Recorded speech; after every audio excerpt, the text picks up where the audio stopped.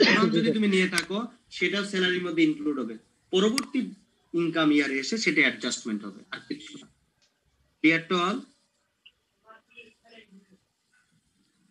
জি sir.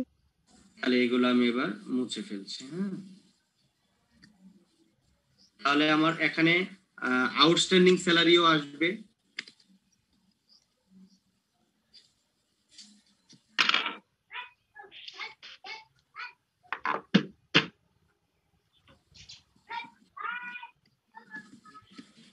Outstanding স্যালারিও আসবে একইভাবে, আর advance স্যালারিও আসবে, অ্যাডভান্স স্যালারি আসবে, সেটা আসবে। তার মানে এগুলো ট্যাক্স এক্সাম্পশন নাই। আউটস্ট্যান্ডিং স্যালারি আছে এক মাসে 35,000, আর আমি এই নিয়েছি সে ধরো 2 মাসের 70,000 অ্যাডভান্স। তারপরে কি হতে পারে? পেনশন। আমরা এর আগে পড়েছি না পেনশন, পেনশন তো একটা স্যালারি, প্রতি মাসে মাসে পেনশন হয় না? হ্যাঁ, এটা একটা স্যালারি, ডেফিনিশন মধ্যে পেনশন আছে। এইটা ফুললি এক্সাম্পটেড। কি বললাম? ফুললি এক্সাম্পটেড। বুড়াকালে টাকা দেবে, এটার গভর্নমেন্ট এর উপর ট্যাক্স নিবে না। কি বললাম? পেনশন ফুললি এক্সাম্পটেড, এখানে আসবে না কোনো অ্যামাউন্ট। ঠিক আছে? জি স্যার। গ্র্যাচুইটি বলেছি, গ্র্যাচুইটি, গ্র্যাচুইটি থাকবে তোমাদের, গ্র্যাচুইটি। গ্র্যাচুইটি হলে কি হবে? গ্র্যাচুইটিটাও তোমার রিটায়ারমেন্টের পরে পাওয়া যায়। গ্র্যাচুইটির ক্ষেত্রে নিয়ম হচ্ছে gratuity is paid in recognition of past service. Generally, it is paid at the time of leaving the job. When you will leave the job, then you will get the amount that is called the gratuity. এটা হচ্ছে যদি তুমি 2.5 লাখ টাকার উপরে পাও gratuity, sorry 2.5 কোটি টাকার উপরে যদি তুমি পাও গ্র্যাচুইটি, তাহলে সেই পরিমাণ অ্যামাউন্টের উপর তোমাকে ট্যাক্স দিতে হবে। তার মানে এক্সাম্পশন লিমিট হচ্ছে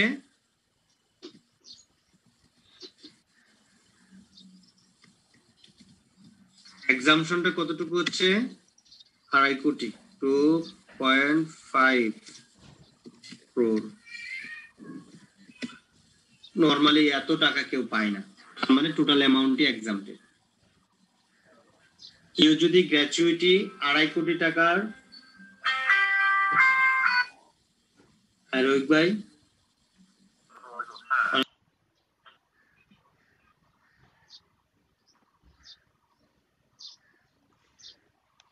2.5 কোটি টাকা পর্যন্ত শুনতে পাচ্ছ? জি স্যার। স্যার এই পরিমাণ কে পায়, কারা পায় 2.5 কোটি টাকা?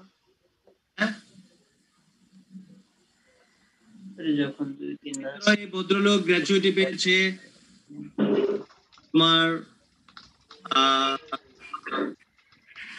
20 লাখ টাকা গ্র্যাচুইটি পেয়েছে, তাহলে এক্সাম্পশন আমার কত? 2.5 কোটি, তাই না? 2.5 কোটি টাকা হচ্ছে আমার তোমার এক্সাম্পশন। তাহলে আমার এখানে আসবে অ্যামাউন্ট? না স্যার, আসবে না। আসবে না স্যার। আমার চার্জ নাই, একদম বন্ধ হয়ে গেছে।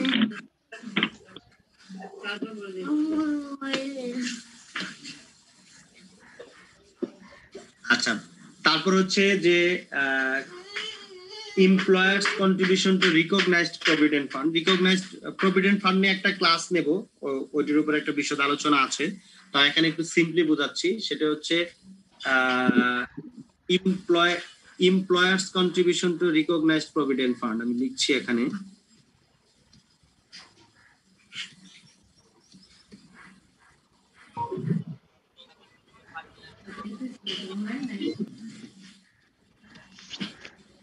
contribution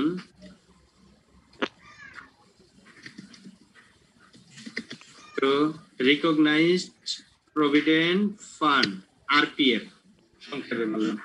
employers contribution to recognized provident fund। শোনো, এই recognized provident fund বা অনেক সময় একে বলে কন্ট্রিবিউটরি প্রভিডেন্ট ফান্ড, যে নামে বলি না কেন, রিকগনাইজড প্রভিডেন্ট ফান্ড, আরপিএফ বা কন্ট্রিবিউটরি প্রভিডেন্ট ফান্ড। তো এই প্রভিডেন্ট ফান্ডের একটা বৈশিষ্ট্য হচ্ছে তোমার এমপ্লয়ির কাছ থেকে যে অ্যামাউন্টটা জমা রাখবে এই প্রভিডেন্ট ফান্ডে, দরজাটা ক্লোজ করে দাও, এমপ্লয়ির কাছ থেকে যে পরিমাণ অ্যামাউন্ট জমা রাখবে প্রভিডেন্ট ফান্ডে, এমপ্লয়ার একই অ্যামাউন্টটা কন্ট্রিবিউট করবে।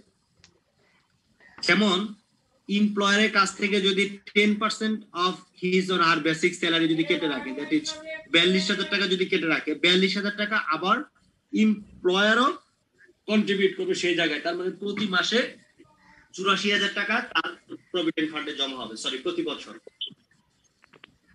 আমি কি বুঝাতে পারলাম? কন্ট্রিবিউটরি প্রভিডেন্ট ফান্ড বা রিকগনাইজড প্রভিডেন্ট ফান্ড এর বৈশিষ্ট্যটা হচ্ছে এমপ্লয়ি যে পরিমাণ কন্ট্রিবিউট করে ঠিক সেম অ্যামাউন্ট এমপ্লয়ার কন্ট্রিবিউট করে।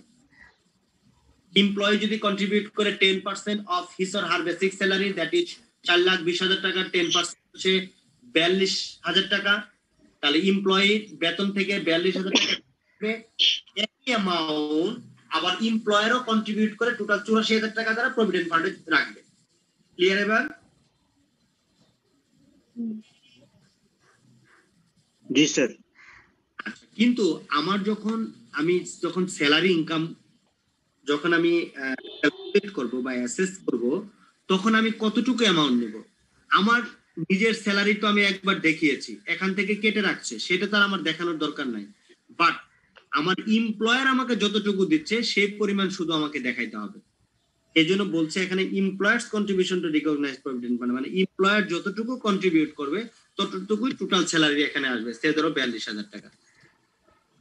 তার মানে পরীক্ষায় কিন্তু employers contribution to recognised provident fund কিন্তু এটা বলে না দিলেও তোমাকে ধরে নিতে হবে, যদি বলে দেয় যে এমপ্লয়ি দ্যাট ইজ কর্মকর্তা, ওই প্রতিষ্ঠানের কর্মকর্তা তার বেসিক স্যালারি 10% রিকগনাইজড প্রভিডেন্ট ফান্ডে রেখে দেয়, মানে তোমাকে বুঝে নিতে হবে 10% এমপ্লয়ারও দেয়। সো সেই অ্যামাউন্টটা শুধুমাত্র আসবে, এখানে কিন্তু 84,000 টাকা আসবে না, এমপ্লয়ার কন্ট্রিবিউশনটা আসবে, মনে রাখবা। প্রশ্ন থাকলে বলো।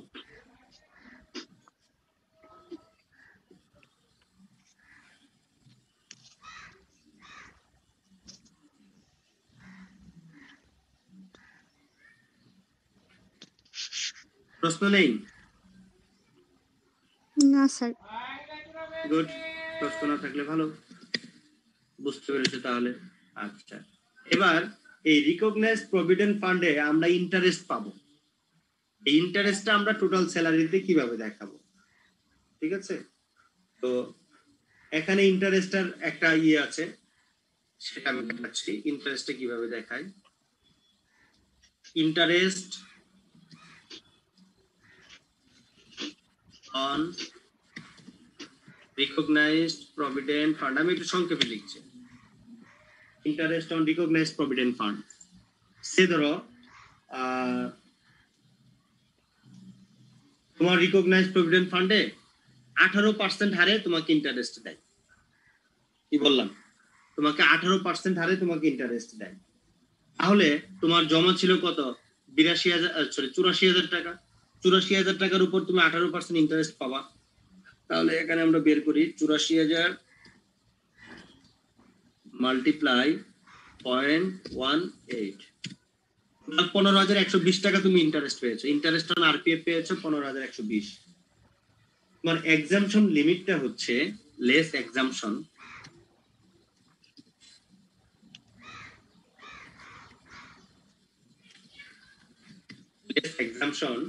এক্সাম্পশনটা হচ্ছে যে লর অফ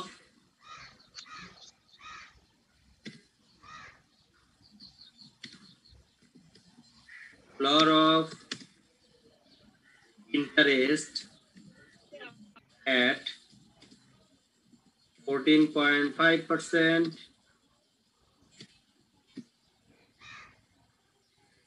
that is কত হলো? 14.5% কত হলো? বের করো তো। তো আমাদের ছিল 84,000, তাই না? তাহলে আমরা বের করি 84,000 মাল্টিপ্লাই পয়েন্ট কত পার্সেন্ট? 18% না বললাম? 18। না না না, সরি, 18 কেন হবে? মাল্টিপ্লাই 0.45 কত হলো? 12,180। তাহলে আমরা এখানে লিখবো 12,180। লেস এক্সাম্পশন হচ্ছে lower of interest at 14.5%, that is 12,180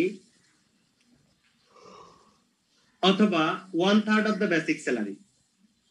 কি বললাম? 1/3 অফ দ্য বেসিক স্যালারি, অথবা আমি পরের লাইনে আসি, or 1/3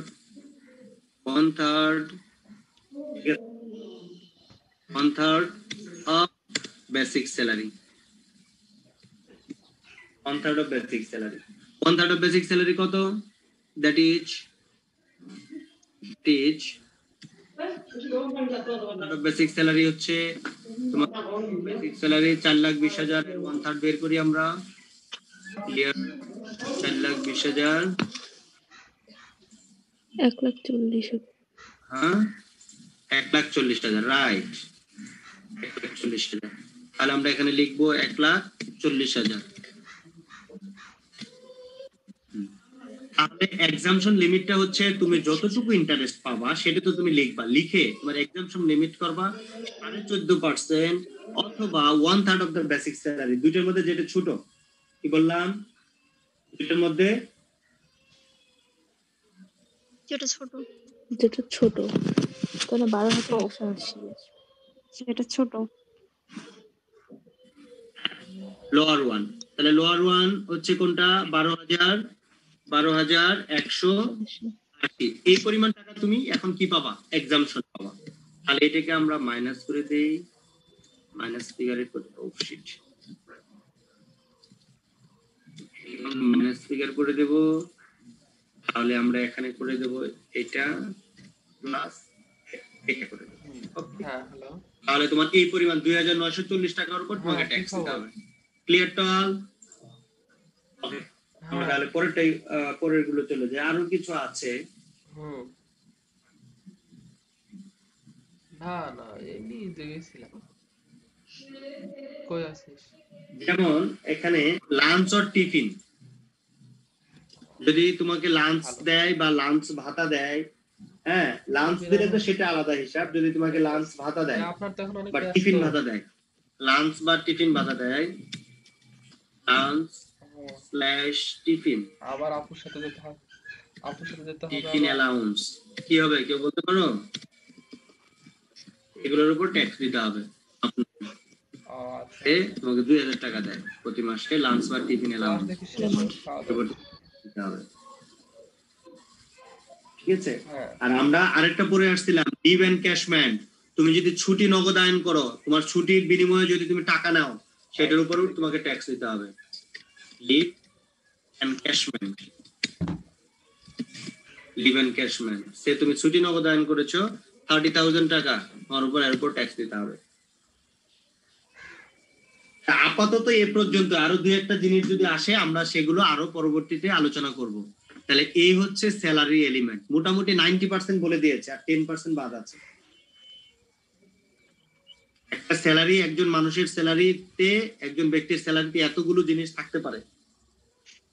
তাহলে এবার আমরা কি করব? এখানে টোটাল ইনকাম কি? টোটাল ইনকাম কত হবে?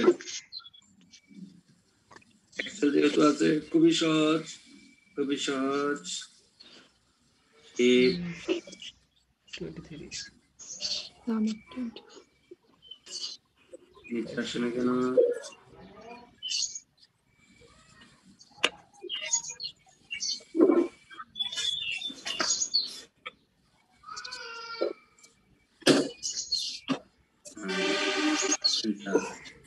No value reason minus submission দিতে হবে, তাই না? সাম দিতে হবে, ব্র্যাকেট দিতে হবে। তার টোটাল ইনকাম হচ্ছে কত? 10,46,940 এক বছরে। এর উপর তাকে কি করতে হবে?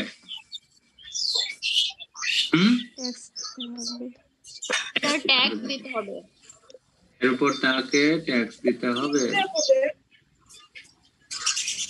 এর উপর তাকে ট্যাক্স দিতে হবে।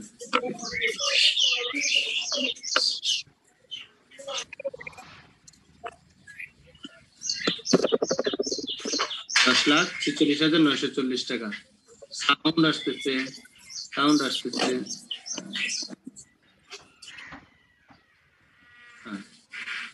এই হচ্ছে আমাদের টোটাল ইনকাম। আমরা যদি এটাকে একটু সাজিয়ে দিই,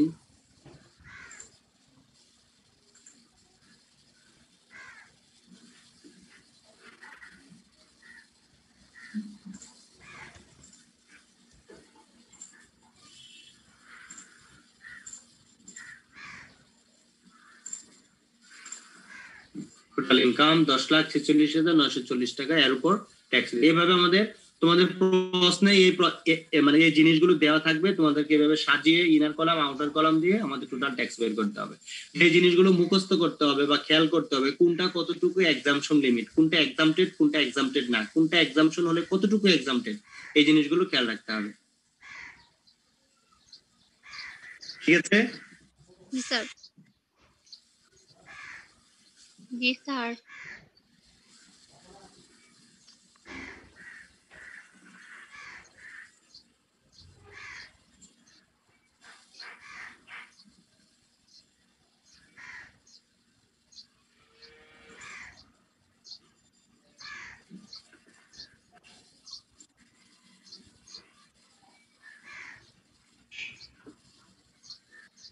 নয়ন, দুষ্টামি করছো? রিমুভ করে দেবো ক্লাস থেকে।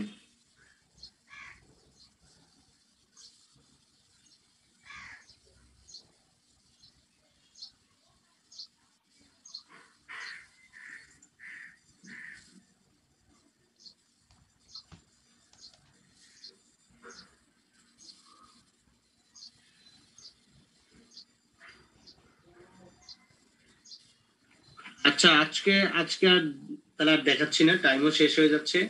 হ্যাঁ, আগামী দিন আমরা প্র্যাকটিস করব। হ্যাঁ, আগামী দিন আমরা একটা প্র্যাকটিস করব। জি স্যার। Okay sir. আগামী দিন আমরা প্র্যাকটিস করব। তোমরা একটু পড়ো এইগুলো। আর আগামী দিন বলতে তোমাদের আবার শনিবারে ক্লাস হবে, বৃহস্পতি শুক্রবার ক্লাস হবে না। আচ্ছা স্যার। স্যার আমরা তো সবগুলো পিডিএফ নামাইতে পারলাম না স্যার, মানে ওই যে 6 চ্যাপ্টার পর্যন্ত আর কি পারছি, আর বাকিগুলো তো পারি নাই। 6 চ্যাপ্টার পর্যন্ত পারছো, বাকিগুলো কেন? 7 থেকে কত পর্যন্ত তো আমি তোমাদের শেয়ার করছি। স্যার আপনি ড্রাইভের একটা লিংক দিছিলেন, তো ওইখান থেকে অ্যাক্সেস পারমিশন চাচ্ছে স্যার, সবাই ডাউনলোড করতে। আরে অ্যাক্সেস পারমিশন তো আমি দিয়ে দিচ্ছি। আমি যখনই দেখছি এই যে 7 থেকে 9 আবু সুফিয়ান দিয়েছে, এই যে আমি এখনই দিয়ে দিলাম। তো তোমরা যদি কেউ দিতে পারো, তোমরা একটু নিজেরা, কারণ আমি তো এতটা সময় পাই না, তোমরা একটু নিজেরা এবার একটু গুগল ড্রাইভ করে গ্রুপ করে তোমরা নিজেরা একটু শেয়ার করে নাও। স্যার আপনি যদি এখন নিয়েতে থাকেন, পিসিতে থাকলে একটু ওই যে ড্রাইভে যাইয়া শেয়ারে ওখানে যান, যাইলে ওখানে দেখবেন যে একটা ইয়া থাকে, রেস্ট্রিকশন থাকে ওখানে, এভরিওয়ান লিংক ভিউ দিলে আমরা ইয়ে করতে পারবো। আর একটু পাচ্ছি না, আমি ট্রাই করছি, আমি পাচ্ছি না, ওখানে ট্রাই করছি। আমরা তো এত বুঝি না, তোমরা তো এত স্মার্ট না তো আমরা। আপনি দয়া করে স্যার যদি এখন একটু ড্রাইভে যেতেন তাহলে বলে দিতে পারতাম। আচ্ছা ঠিক আছে, ড্রাইভারে আমি ঢুকছি, ঢুকে আমি ওই ফাইলটাতে ঢুকবো নাকি?